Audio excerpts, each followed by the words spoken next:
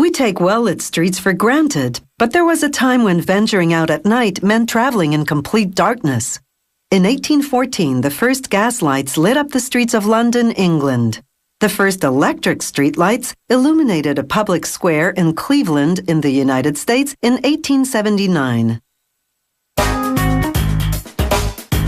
These streetlight poles are made of what's called composite, a combination of fiberglass and epoxy resin. Epoxy resin is a gooey liquid plastic mixed with a hardener. The factory constructs each pole on a mandrel, a long tapered metal cylinder. Workers first lubricate the surface. Then they take what's called fiberglass filament, a string composed of 2,200 tiny fiberglass strands. They'll wind dozens of filaments around the mandrel to create the pole. But first, the filaments go through a bath of epoxy resin. This resin is moldable, and once it's heat-cured, maintains its shape.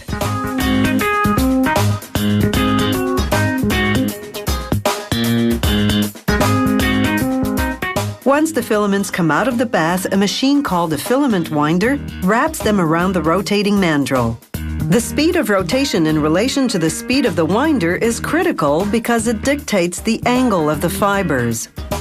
The lower the angle, the more that part of the pole will be able to withstand the wind and provide constant, stable lighting.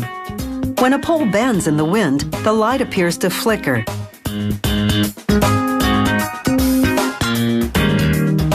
The number of filament layers depends on the design of each specific pole, and that's determined by a couple of factors. First, the type of light fixture the pole will hold. The bigger the fixture, the stiffer the pole has to be. The other factor is wind. The windier the location, the stronger the pole has to be. Once the winding's done, the mandrel moves on to the curing station. They pump pressurized steam into the hollow inside of the mandrel. The heat kickstarts the hardener in the epoxy resin. This solidifies the resin and cures it. The mandrel rotates so that the pole cures evenly. Curing time depends on the length of the pole and how many filaments it's made of.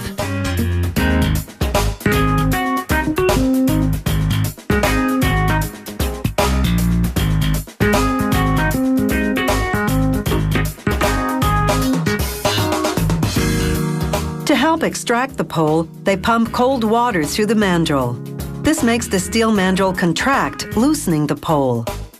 Remember how workers lubricated the surface of the mandrel before winding the filaments? Because of that, the pole just slides off.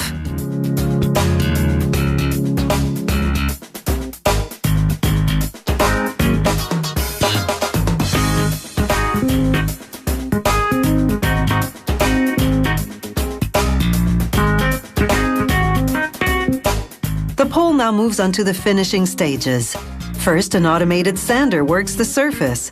The customer can order from a choice of surface textures, from smooth to rough. Sanding takes just a few minutes. Now a saw makes a neat cut at the top of the pole where the metal tenon will go. A tenon is the component that'll hold the light fixture to the pole. This particular model has an arched mounting arm.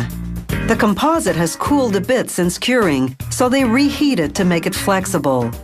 After a bending machine makes the curve, they spray cold water inside to cool the material. This registers the curve in the resin's memory, setting the bent shape.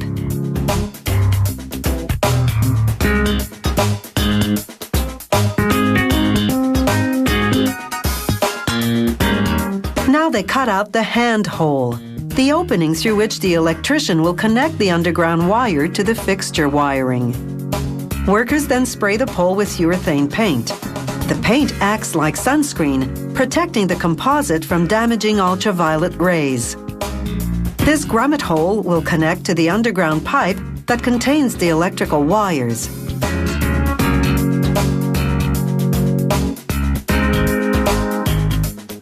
After installing a cover over the hand hole, it's time to assemble the parts. The underground pipe to the pole,